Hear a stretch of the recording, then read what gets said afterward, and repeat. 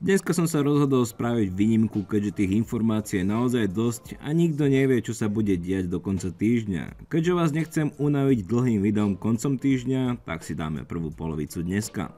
Pokračujem teda nedeľou, kedy sa Bitcoin vyšvihol nad 103 000 eur za jeden kus a dosiahol svoje nové maxima v európskej mene, čo je výsledkom rozhodnutí Európskej centrálnej banky a európskych politikov, ktorí rovnako ako v Amerike v obľúbe tlačia peniaze zo vzduchu a toto je ich výsledok.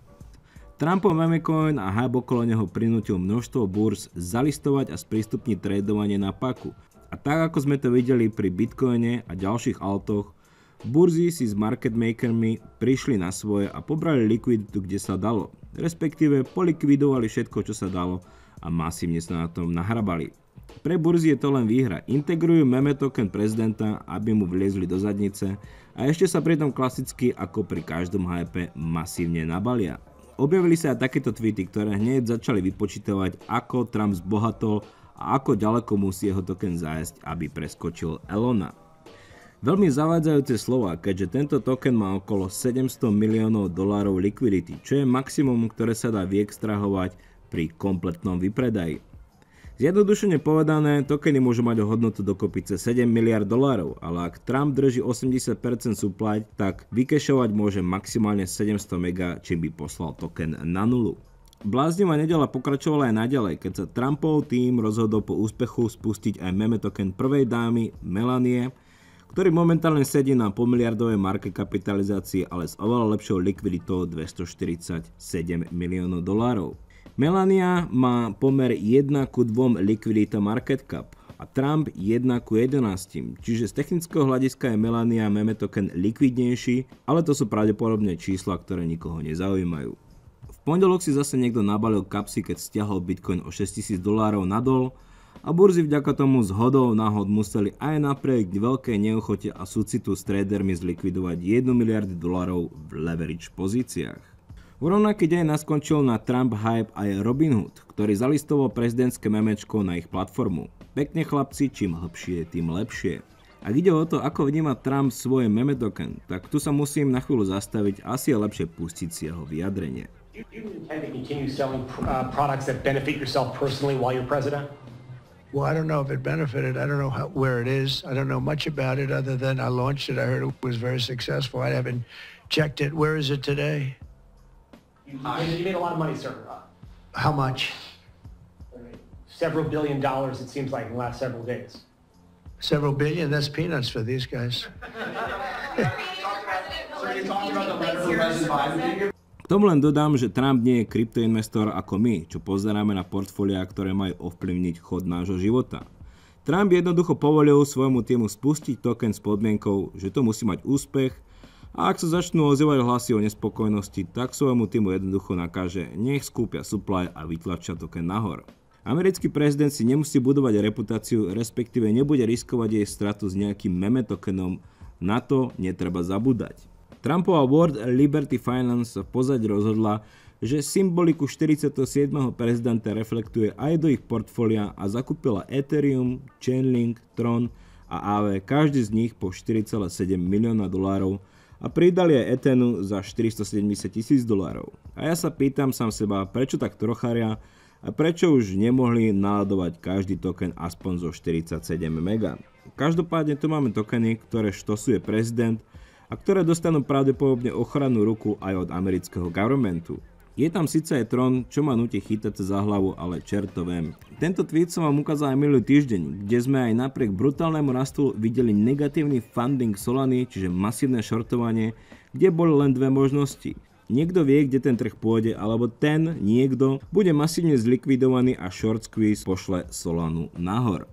Nakoniec sa stalo to prvé a shortoval to pravdepodobne niekto, kto dokáže trhom pohnúť tam, kde mu to vyhovuje.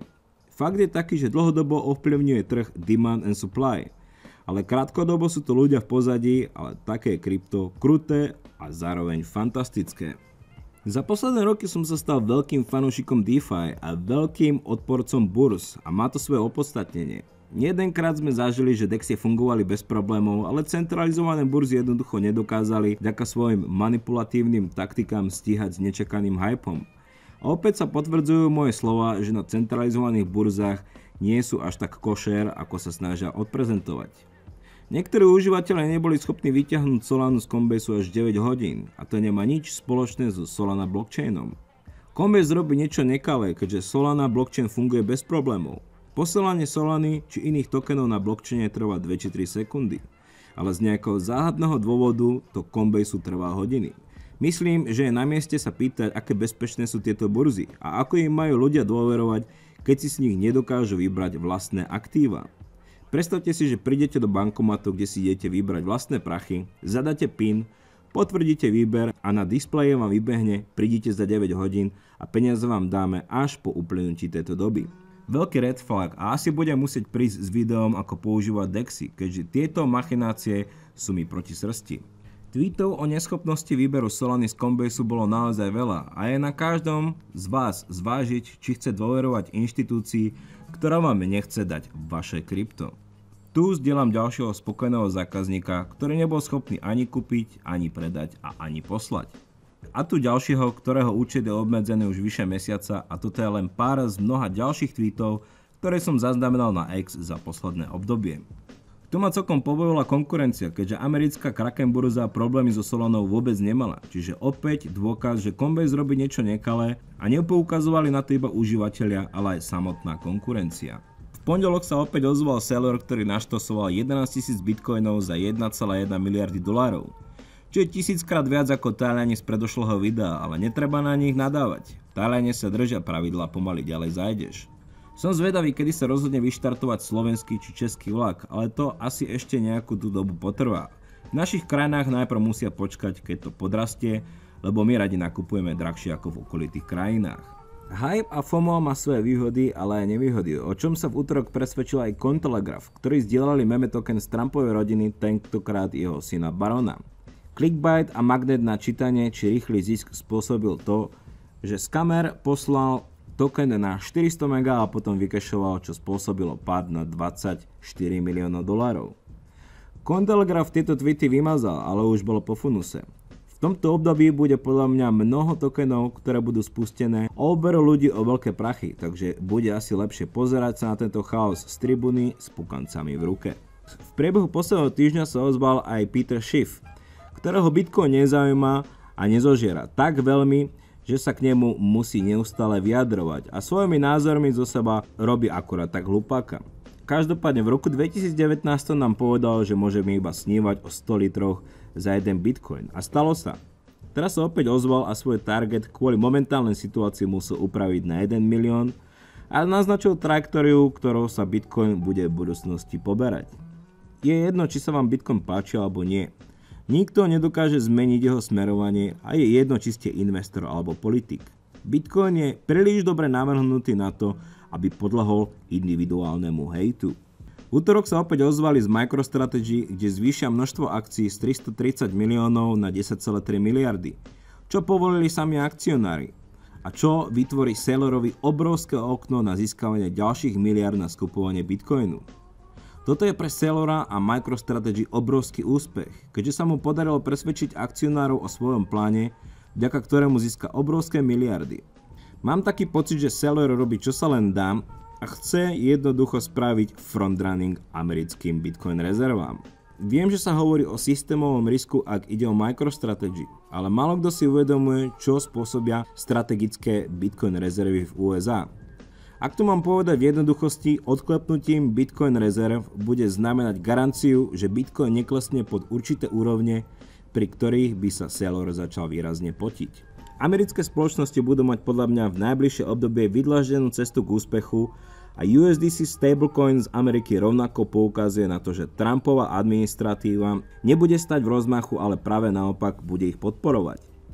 V útorok USDC vytlačil ďalších 200 miliónov ich stablecoinu USDC a v stredu ďalších 950 miliónov, z čoho väčšina putovala opäť na Coinbase. A ak sa pozrieme na tlačenie za posledných 7 dní, tak USDC vytlačil zhruba 5 miliard dolárov v tomto stablecoine.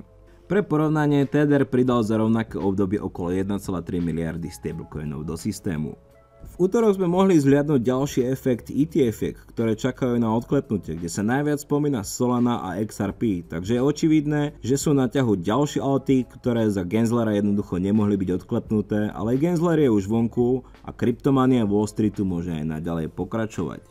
Sice sa trochu obávam, čo to spraví s cenou tokenov, špeciálne po tom, čo RexShares požiadali aj o meme ETF, a to špeciálne Doge, Bong a Trump. Ale len tak ďalej, však nech je sranda a ja asi budem potrebovať toho popcornu viacej, keďže sa dejú veci, o ktorých by sa ľuďom nesnívalo ani v tých najbizarnejších snoch.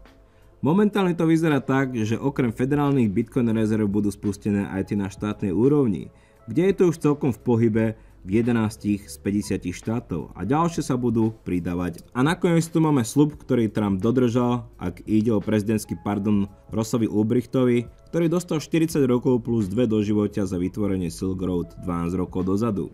Trump cinkol Rossovej mame a oznámil jej, že dáva jej synovi prezidentský pardon. Len nech Trump plní predvolebné sľuby a nech tie rezervy odklepne. Myslím, že všetko má svoj čas a executive order amerických Bitcoin rezerv sa nezadržateľne blíži. Ale Trump má kopec iných vecí na robote a upratovanie vo vlastnej krajine je podľa mňa jeho hlavnou prioritou. Tak držme palce a ja sa s vami uvidím pravdepodobne opäť koncom týždňa.